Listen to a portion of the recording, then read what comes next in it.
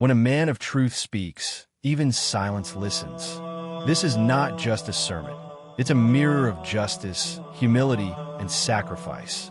Welcome to another heart-touching chapter from Nahjul Balagha, the legacy of Imam Ali ibn Abi Talib.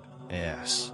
Today's video brings you sermon number 5, filled with sorrow, patience, and a powerful cry against falsehood. Let your heart listen. Let your soul reflect. By Allah, so-and-so Abu Bakr dressed himself with it, the caliphate, and he certainly knew that my position in relation to it was the same as the axis to the handmill. The floodwater flows down from me, and the bird cannot reach my height. I lower my eye from it and turn away my face from it.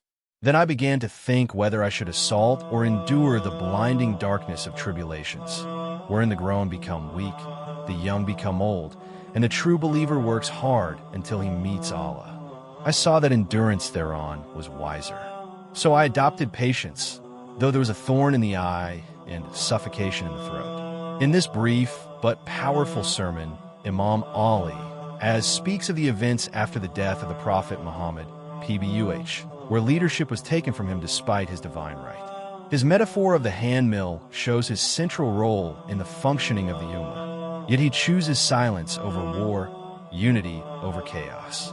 The thorn in the eye and suffocation in the throat are symbols of emotional pain, not physical injury, showing us how deeply betrayal and injustice can hurt without a sword ever being drawn. Still, he endures because truth doesn't rush.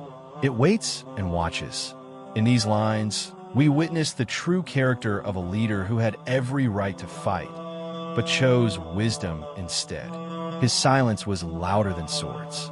His grief, heavier than armies. Let's not forget these sermons are not just stories, they are living lessons. If this touched your heart, like, share, and subscribe, because more voices need to hear this truth before it gets buried again.